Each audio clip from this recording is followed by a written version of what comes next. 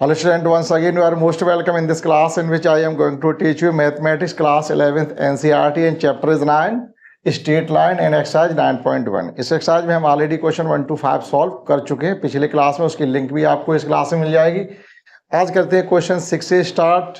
Question 6 में हमको given है कि without using the Pythagoras theorem, Pythagoras theorem का यूज किए बिना आपको ये बताना है कि जो पॉइंट किसी ट्रायंगल के वर्टिसेस हैं, जो किसी ट्रायंगल की जो वर्टिसेस गिवन है वो राइट एंगल ट्रायंगल होना चाहिए।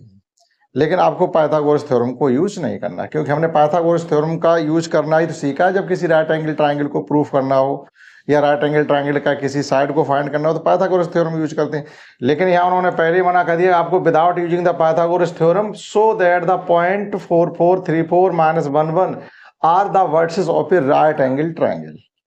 कैसे करेंगे? तो पहले आप इन पॉइंट्स को प्लॉट करिएगा कार्टेशियन प्लेन पर। आफ्टर दैट देखते हैं क्या करना है। देखिएगा, ये हमारा कार्टेशियन प्लेन हो गया। इस प्लेन पर ये पॉइंट्स प्लॉट करेंगे हम लोग 1 2 3 4 1 2 3 4। तो एक पॉइंट हमारा हो गया ये 4,4 ए पॉइंट हो गया हमारा 4,4। बी पॉइंट है 3,5, यानी यहाँ 5 ले लीजिएगा और ए पॉइंट आपका चला जाएगा इस जगह पर। ए पॉइंट बी हो गया हमारा 3,5। एक पॉइंट हमारा -1 है, तो मीन्स एक्स पर भी -1 है, वाई पे भी -1 है, तो इसका मतलब ये पॉइंट यहाँ पे आ रहा है। अब एक ये ट्रायंगल आपके पास है, ये हमें शो करना है कि एक राइट एंगल ट्रायंगल होना चाहिए इस प्रकार से सी, और इसके कोऑर्डिनेट है -1, -1। देखिएगा, हमने इसमें ये स्टार्ट में कहा था जो भी कॉन्सेप्ट आती जाएगी वो जब क्वेश्चन आएगा तो हम आपको बताएंगे। अगर कोई दो लाइन पैरेलल हो तो उनका स्लोप का मल्टीप्लिकेशन, मतलब स्लोप इक्वल होते हैं। If two lines are parallel, ये कोई दो लाइंस पैरेलल है तो इस लाइन का स्लोप अगर m1 है और इस लाइन का स्लोप m2 है, तो अगर ये लाइन पैरेलल है तो इनके स्लोप का जो रिलेशन होगा वो होगा आपका m1 = m2। If two lines are parallel, then slope of both the lines will be equal. If two lines are perpendicular to each other, then slope of line first m1 and slope of line second m2. Then the product of both the slopes will be -1. That is m1 into m2 = -1. If two lines are parallel to each other, if two lines are perpendicular to each other, then the product of the slope of the two lines will be equal to -1. And if two lines are parallel to each other, then the slope of both the lines will be equal to each other. ये concept का use करते हुए हमको ये बताना पड़ेगा। तो हम क्या फाइंड करेंगे यहाँ पर? अभी तो हमें ये नहीं मालूम कौन सी लाइन किसके ऊपर परपेंडिकुलर होनी चाहिए। हम क्या करेंगे, line A B B C C सभी का, तीनों लाइन्स का स्लोप फाइंड करेंगे, क्योंकि वर्टिसेस हमें लाइन के कोऑर्डिनेट तो हमें गिवन ही है, तो हम उनका स्लोप फाइंड करेंगे। फिर देखेंगे कि दो स्लोप का क्या जो प्रोडक्ट है वो -1 के इक्वल है या नहीं। मैं इसे हम ये कह सकते हैं कि ये जो वर्टिस हैं वो किसी राइट एंगल ट्रायंगल के होंगे। आइए समझते हैं। Slope of line A B, अगर ए बी लाइन का हमें स्लोप फाइंड करना तो उसके लिए क्या होता है, ए बी यानी m1 = हो जाएगा आपका y2 - y1 - y2 या y2 - y1, उससे कोई फर्क नहीं पड़ता। और ये हो जाएगा आपका x1 - x2। ए बी के लिए कहा तो y1 - y2 3 - 4 दैट इज 5 - 4 यानी 1 और 3 - 4 मीन्स -1। ये आ गया आपका m1 = आ गया -1 के ऊपर। Again slope of line BC line का अगर स्लोप फाइंड करना तो सेम भी हम उसको m2 कंसीडर कर लेंगे। m2 y1 - y2 BC y1 - b2 यानी 5 -1 यानी +1 हो जाएगा, ये 6 हो जाएगा। और x2 - x1 मीन्स हो जाएगा आपका 4, तो ये हो जाएगा आपका 3/2। देखिएगा बी सी का फाइंड करना, B और C, तो ये आपका y1 है, ये y2 है, ये x1 है, ये x2। तो y1 - y2 5 में से -1 कम करेंगे तो 6 हो जाएगा, और 3 में से -1 कम करेंगे तो 4 हो जाएगा। That is 6/4 = 3/2। ये आ गया आपका m2 की value, m2 = 3/2। Again slope of line AC, अब AC का स्लोप फाइंड करने के लिए हम इसको m3 कंसीडर कर सकते हैं। m3 = हो जाएगा आपका AC means m1 - y1 - y2, यानी ये भी हो जाएगा आपका 5 और ये भी हो जाएगा आपका x2 minus x1 minus x2, ये भी हो जाएगा आपका 5, दैट इज ये आ गया कुल मिला के 1, यानी m3 इज इक्वल टू आ गया 1 के। अब आप इसमें देखिएगा m1 m2 m3 में किन दो का प्रोडक्ट -1 के इक्वल है। किसी एक कोई एक प्रोडक्ट -1 के इक्वल 100% होना चाहिए अगर ये वर्सेस किसी राइट एंगल ट्राइंगल की वर्सेस है। क्लियर। अब आप देखिएगा कि m1 और m3 का अगर हम प्रोडक्ट फाइंड करते हैं तो -1 के इक्वल आ रहा है। That is the given versus will be the verses of a right angle triangle. Now we have m1 into m3 is equal to -1. Hence given verses will be the verses of a right angle triangle. तो जो भी आपको verses given थे वो किसी right angle triangle के verses होंगे। इस प्रकार से आप क्वेश्चन 6 को नोट कर सकते हैं। इसी प्रकार से क्वेश्चन 7 में हमको गिवन है find the slope of a line which makes an angle 30 with the positive direction of y axis measured anti-clockwise। देखिएगा क्वेश्चन 7 में क्या हमको गिवन है, एक बार फिर पढ़ लीजिएगा। Find the slope of a line, किसी लाइन का हमें स्लोप फाइंड करना है, जबकि हमको ये गिवन है कि which makes an angle 30 with the positive direction of by axis measured anti clockwise. आपको स्लोप फाइंड करना, जब एंगल गिवन हो तो स्लोप होता है m equal to tan theta. जब पॉइंट्स गिवन हो, इस प्रकार से कोऑर्डिनेट गिवन हो, तो slope m equal to y2 minus y1 minus y2 upon x2 minus x1 होता है, या y2 minus y1 upon x2 minus x1। और जब आपको कर्व गिवन हो तो स्लोप होता है dy अपॉन dx। जब लाइन का इक्वेशन गिवन हो तो उस लाइन की comparing y equal to mx plus c से करके भी हम स्लोप फाइंड कर सकते हैं। कई तरीके हैं स्लोप को फाइंड करने के। तो एंगल जब हमको गिवन है तो स्लोप होगा m equal to tan theta. अब देखिएगा यहाँ पर क्या इसका प्रोसेसिंग करने का है, यहीं पर हम कर लेते हैं क्वेश्चन 7। क्वेश्चन 7 हमको गिवन है कि एक एंगल है जो y के पॉजिटिव डायरेक्शन में 30 डिग्री का एंगल मेजर करता है। इस प्रकार से समझिए आप, ये है, ये आपकी y एक्सेस है, ये x है, ये x डैश है और ये y है। ये आपका ऑरिजिन है, यहां से y से पॉजिटिव डायरेक्शन में 30 डिग्री का एंगल यहां से है, ये एंगल 30 डिग्री का है।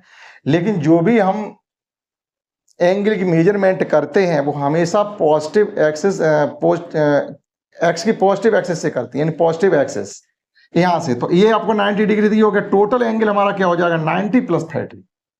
जब भी आपको स्लोप फाइंड करना हो और एंगल गिवन हो तो एंगल की, भले आपको एंगल हमें बाई एक्सिस से 30 डिग्री पर गिवन है पॉजिटिव डायरेक्शन, वो अलग बात, लेकिन जब हम फाइंड करेंगे स्लोप को तो हमें एंगल एक्स की पॉजिटिव डायरेक्शन से लेना पड़ेगा एंटी क्लॉकवाइज, मींस इधर से। ये एंटी क्लॉकवाइज होता है, ये क्लॉकवाइज होता है। तो एंटी क्लॉकवाइज एंगल को मेजरमेंट करेंगे यहाँ पर हम, ठीक। जो भी स्लोप होता है वो एंटी क्लॉकवाइज ही लिया जाता है पॉजिटिव डायरेक्शन से, ठीक। तो ये एंगल टोटल आपका हो जाएगा 120 डिग्री, ठीक। तो जब एंगल गिवन हो तब slope, when angle be given then slope of a line. तब किसी लाइन का स्लोप होता है m is equal to tan theta. m is equal to tan theta की जगह हमको गिवन है 90 प्लस 30। तो हम सेकेंड कोऑर्डिनेट में जा रहे हैं, तो सेकेंड कोऑर्डिनेट में, फर्स्ट कोऑर्डिनेट में सभी रेशियो जो ट्रिग्नोमेट्रिक जितने भी रेशियो होते हैं सब पॉजिटिव होते हैं, लेकिन सेकंड रेशियो में साइन और कॉसेक ही पॉजिटिव होता है और अदर 4 जो टाइम के साइन के वो ट्रिग्नोमेट्रिक रेशियो होते हैं वो सभी नेगेटिव होती है, ठीक है। तो यहाँ पर क्या हो जाएगा आपका, और जब 90 में कुछ एडिशन करते हैं, 90 में कुछ माइनस करते हैं तो रेशियो चेंज भी हो जाता है। टेन का कॉट में जाएगा, कॉट का टेन के साथ जाएगा, साइन कॉस के साथ जाएगा, कॉस साइन के साथ जाएगा, सेक कॉसेक के साथ जाएगा और कॉसेक सेक के साथ जाएगा, ठीक। तो ये हम ध्यान रखेंगे। तो ये जा रहा है सेकंड कोऑर्डिनेट में, सेकंड कोऑर्डिनेट टेन का घर नहीं होता, लिहाजा ये हो जाएगा आपका m is equal to minus cot 30, cot 30 की वैल्यू √3। तो m इज इक्वल टू आपका आ गया है माइनस का √3। ये उस लाइन की स्लोप होगी जो बाई एक्सिस से पॉजिटिव डायरेक्शन में 30 डिग्री का एंगल बनाती है। तो इस प्रकार से आप क्वेश्चन 6 और 7 को नोट कर सकते हैं। समझते हैं next question 8। Now let understand next question 8 in which we have given that without using the distance formula. आपको यहाँ पर डिस्टेंस फार्मूला का यूज नहीं करना। जो वर्टिस आपको गिवन है, so that the vertices -2 -1 4, 0 3, 3 -3, 2 are the vertices of a parallelogram. अब पैरेललोग्राम में उन्होंने कह दिया डिस्टेंस फार्मूला का यूज नहीं करेंगे, क्योंकि पैरेललोग्राम में अपोजिट साइड की डिस्टेंस इक्वल होनी चाहिए। ठीक है, तो वो पैरेललोग्राम प्रूफ किया जा सकता है, लेकिन यहाँ पर हमें डिस्टेंस फार्मूला का यूज नहीं करना। तो सेम वे जिस प्रकार से क्वेश्चन को हमने 6 किया, इन द सेम वे हमें क्वेश्चन 8 भी करना पड़ेगा। जिस प्रकार से टू परपेंडिकुलर लाइंस का की जो स्लोप होती है वो एक दूसरे के यूकल होती है, वो प्रोडक्ट उनका -1 के ऊपर होता है, -1 के यूकल होता है। जैसे दो कोई लाइंस है जिनका स्लोप m1 m2 है और वो परपेंडिकुलर अगर है m1 into m2 equal to -1 होगा और पैरेलल है m1 इक्वल टू m2 होगा। तो यहाँ पर पैरेलल वाली प्रॉपर्टी का हम यूज करेंगे, that is opposite side, parallelogram की अपोजिट साइड की जो स्लोप्स होंगे वो यूकल होंगे। अगर यूकल आती है तो जो वर्टिसेस आपको गिवन है वो किसी पैरेललोग्राम की वर्टिसेस होंगे, अदरवाइज नॉट। आइए देखते हैं किस प्रकार से करना है।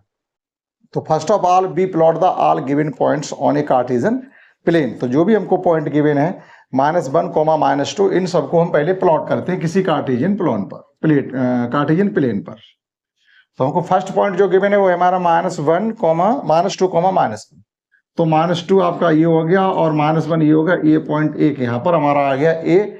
दूसरा पॉइंट है 4, 0, दैट इज 1, 2, 3, 4। एक पॉइंट हमारा ए हो गया है 4, 0 और एक पॉइंट ए ये हो गया -2, -1। और नेक्स्ट पॉइंट हमारे पास है 3, 3 मीन्स 3 इधर है ही, तो 1, 2, 3। एक पॉइंट हमारा ए आ रहा, ए सी 3, 3 और एक पॉइंट हमारे पास है -3, 2 -3, इस प्रकार से थोड़ा नीचे। तो इनको हम इस प्रकार से ज्वाइन करते हैं, ए बी सी और डी, -3, 2 -3, इसे हमें पैरेललोग्राम प्रूफ करना है कि ये जो वर्टिसेस हैं किसी पैरेललोग्राम के हैं। तो हमें फाइंड क्या करना है, slope of line A B is equal to slope of line C D होना चाहिए। पैरेलल लाइंस का स्लोप इक्वल होता है। Slope of line B C is equal to slope of line D A होना चाहिए। क्लियर? देखिएगा, if the given vertices will be the vertices of a parallelogram, then language लिखिएगा, अगर किसी parallelogram के वर्टिसेस हैं तो slope of A B is equal to slope of B C by 2 upon x1 minus x2, इधर भी आ जाइएगा y1 minus y2 upon x2 minus x1। ये ए बी लिया हमने इस प्रकार से, ए बी ये y1 y2 ए बी के लिए, इधर का y1 y2 आपका सी डी के लिए। ए बी बी सी नहीं होगा, यहां पर सी डी लिखिएगा, सी डी। ठीक, अपोजिट लाइंस हमें पैरेलल प्रूफ करनी है, अगर उनके स्लोप इक्वल होंगे तो वो पैरेलल होंगे। तो देखिएगा y1 -1 -4 दैट इज हो जाएगा -5 -2 0 आपका ये सी डी, ये गलत हो गया आपका यहाँ पर। ठीक है, हमने बाई का यूज करना है, एक्स का यूज कर लिया। y1 माइनस y2 -1, 0 मीन्स -1 और x1 माइनस x2 मीन्स -6 -2, -4 -2 और ये भी -4 हो जाएंगे तो -6 हो जाएंगे। और इधर देखिएगा आपका y1 माइनस y2 यानी 3 -2 1 और 3 -3 यानी ये हो जाएगा 6। तो कुल मिला के 1/6 इज इक्वल टू 1/6। दोनों ही लाइन का स्लोप इक्वल आ रहा है। Similarly slope of line AD is equal to slope of line BC proof करना है। Slope of line BC is equal to slope, similarly slope of line BC is equal to slope of line. देखिएगा relation हमारे ये लिखे हुए हैं। तो सबसे पहले हम लोग फाइंड करते हैं बीसी के लिए, तो ये हो जाएगा आपका y1 minus y2 that is 3 upon x1 minus x2 means 1 is equal to, यहां पे आ जाइएगा y1 minus y2 means minus का 3 यानी -1 -2 और x1 minus x2 means minus का 1 -2 + 3 आ रहा है यहां पर। देखिएगा ये जब हम यहां से x1 y1 माइनस y2 तो -1 -2 माइनस का 3 हो गया और x1 minus x2 -2 + 3 that is ये हो गया आपका है -2 + 3 ये बना रहा आपका, लेकिन ये यूकल नहीं हो रहा है, यहां से कहीं गलती हो रही है। ये x1 माइनस x2 यहां पर -1 आया था ये, ठीक, अब देखिएगा ये भी -3 इज इक्वल टू में ये भी -3 है, तो कुल मिला के हमारे स्लोप दोनों ही इक्वल है। Hence given vertices will be the vertices of a parallelogram. आप इसमें लास्ट में इतना भी लिखेंगे। तो इस प्रकार से क्वेश्चन 8 कर सकते हैं। समझते हैं next question 9। And in next question 9 we have given that find the angle between the x axis and the line। x axis और line के बीच का आपको एंगल फाइंड करना है, और जो लाइन है joining the point 3, -1 and 4, -2। तो x axis तो गिवन ही है, हमें लाइन का स्लोप फाइंड करना। जो लाइन का स्लोप होगा वही तो x axis से एंगल उसका होता है। तो केवल यहाँ पर हमें जो लाइन है जिसके पॉइंट हमको गिवन है 3, -1 एंड 4, -2, इनका स्लोप फाइंड करेंगे। तो हम सबसे पहले इसमें लिखेंगे slope of given line. Question 9, तो गिवन लाइन का स्लोप हो जाएगा m = y1 - y2 upon x2 - x1। m = y1 - y2 upon x1 - x2। तो y1 की वैल्यू इसमें y1 - y2 से मतलब है -1 और -2, दैट इज -1 -2 कंप्लीट लिख दीजिएगा। x1 - x2 मीन्स है 3 - 4। सॉल्व करेंगे तो ये हो जाएगा आपका -1 + 2 upon -1, that is 1 upon -1 means -1। तो जो स्लोप हमारा आ गया है वो आ गया -1। तो जो भी एंगल लाइन आपकी x एक्सिस से एंगल बनाती हुई जा रही है उसका स्लोप हमको गिवन है। जब स्लोप गिवन है तो एंगल फाइंड कर सकते हैं, और एंगल गिवन होता है उसका स्लोप फाइंड कर सकते हैं। किस प्रकार से देखिएगा, ये कोई हमारा कार्टेशियन प्लेन है और मान लीजिएगा x एक्सिस से एंगल बनाती हुई ये लाइन जा रही है जिसका एंगल ये थीटा है, अननोन वैल्यू है, हमको नहीं मालूम। ठीक, तो ये हमको फाइंड करना, जबकि इसका स्लोप हमको गिवन है। स्लोप है इसका m = -1। ठीक, अब एंगल गिवन हो तो स्लोप फाइंड कर सकते हैं, स्लोप गिवन हो तो एंगल फाइंड कर सकते हैं। We know that if we have slope of a line when angle will be या when angle is given। जब एंगल गिवन हो तो स्लोप m = होता है आपका tan थीटा। यहां पर हमको m गिवन है, -1 = आपका आ गया tan थीटा। हमें थीटा फाइंड करना है, तो tan थीटा = हो जाएगा -1। अब tan कितने की वैल्यू -1 होती है? फर्स्ट कोऑर्डिनेट में हो नहीं सकता, ये सेकंड कोऑर्डिनेट में जाएगा। इसका एंगल इसका मोर देन 90 डिग्री होना चाहिए। और tan कितने की वैल्यू 1 होती है? 45 की वैल्यू होती है। तो सीधा सीधा हम कैसे पता करेंगे? 90 + 45 यानी 135। tan थीटा = ये होना चाहिए आपका tan 135। tan 135 की वैल्यू -1 होती है, तो थीटा = आ गया आपका 135 डिग्री। इसका मतलब है जो x एक्सिस से एंगल बनाती हुई लाइन जा रही है जिसका स्लोप या जिसके वर्टिसेस हमको गिवन थे जिसका स्लोप -1 है, वो एंगल जो होगा 135 होगा। इस प्रकार से फाइंड किया जा सकता है। समझते हैं नेक्स्ट क्वेश्चन 10, जिसमें हमको गिवन है the slope of a line is double of the slope of another line. किसी एक लाइन का स्लोप दूसरी लाइन के स्लोप का डबल है। इफ द टेंजेंट, अब टेंजेंट हमको गिवन है, that is angle between them 1/3 find the slope of the lines. अगर हम m1 को m माने तो m2 = हो जाएगा 2m1, दैट इज 2m। दो लाइंस हैं, ऐसे एक लाइन का स्लोप अगर 1 है तो दूसरी लाइन का स्लोप 2 है। एंगल हमको गिवन है, ठीक है। तो क्या स्लोप नहीं हम उनका फाइंड कर सकते? बिल्कुल फाइंड कर सकते हैं। तो क्वेश्चन 10 है लेट m1 = अगर हम m मानते हैं तो m2 = क्वेश्चन के अनुसार है 2m1 means 2m। m1 = m, तो m2 = 2m। Now angle between two lines, किन्हीं दो लाइन के बीच का जो एंगल होता है वो होता है आपका tan theta = m1 - m2 upon 1 + m1 m2।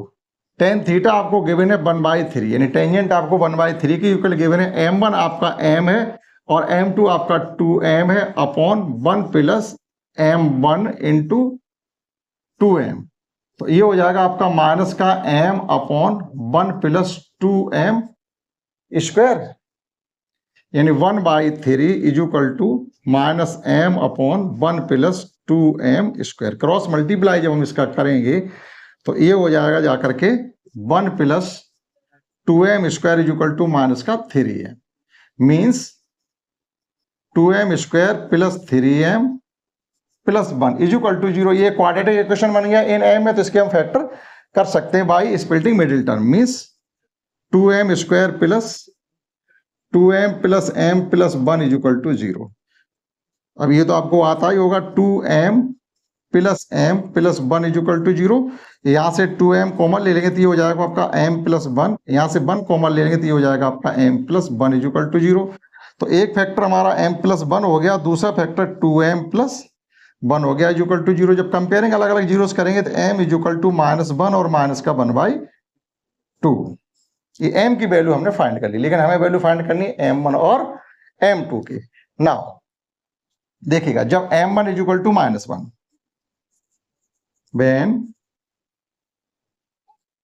m1 is equal to m is equal to जब हम -1 लेंगे तो m1 तो आपका ये हो जाएगा, m1 इज इक्वल टू -1 हो जाएगा, और m2 इज इक्वल टू इसका ट्वाइस है तो वो -2 हो जाएगा। यहाँ पुट करेंगे m1 की वैल्यू तो ये -2 हो जाएगा। जब m इज इक्वल टू हम 1/2 लेकर के चलेंगे माइनस का, when m is equal to minus का 1/2, तो यहां से आपका m1 इज इक्वल टू तो इतना ही रहेगा, माइनस का 1/2 ही, क्योंकि m1 is equal to m ही है तो -1/2 रहेगा। लेकिन जब m2 फाइंड करना है तो यहाँ पर m1 की वैल्यू फाइंड जब पुट करोगे तो ये हो जाएगा आपका m2 इज इक्वल टू -1, की 2 से 2 आपका कैंसिल हो जाएगा तो -1 हो जाएगा। जब एक लाइन का स्लोप m1 -1 है तो दूसरी लाइन का स्लोप होगा -2। जब एक लाइन का स्लोप -1/2 होगा तो सेकंड लाइन का स्लोप होगा -1। इस प्रकार से क्वेश्चन 9 को आप कर सकते हैं। ठीक, 9 नहीं, ये क्वेश्चन था आपका 10। 9 तो आपका यहां फिनिश हो गया था और 10 क्वेश्चन हम कर रहे हैं।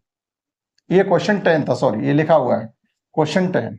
ठीक, समझते हैं इस एक्सरसाइज का लास्ट क्वेश्चन 11 आप 9 और 10 को नोट कर सकते हैं।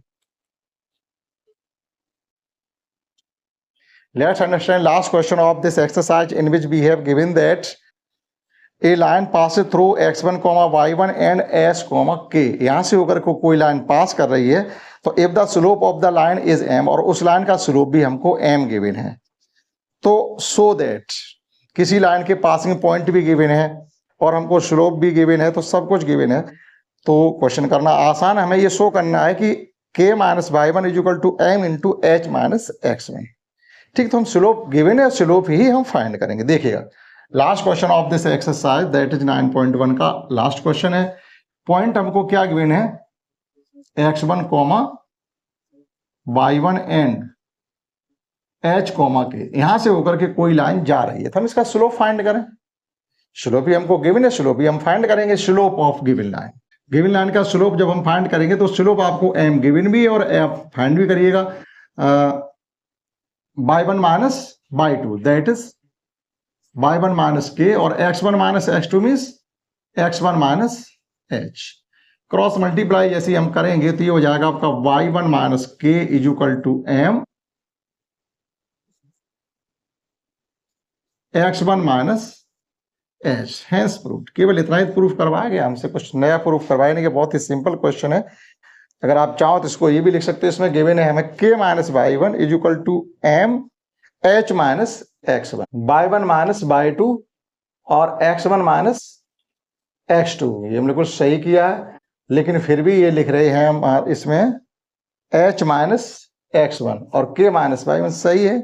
आप चाहो तो माइनस साइन कॉमन ले लो तो ये हो जाएगा आपका k minus y1 is equal to m, इधर से माइनस साइन कॉमन ले लो तो ये हो जाएगा आपका h माइनस x1। इस प्रकार से लिख दो, या जो हमने लिख रखा था वो भी सेम है, कोई फर्क नहीं है। इस प्रकार से एक्सरसाइज 9.1 हमने कंप्लीटली आपको समझाने की कोशिश की। आशा करता हूँ आपने समझ पाई होगी। और नेक्स्ट में पढ़ेंगे एक्सरसाइज 9.2, जिसमें बहुत कुछ आपको सीखने के लिए मिलेगा। इस क्लास में इतना ही, दैट्स ऑल।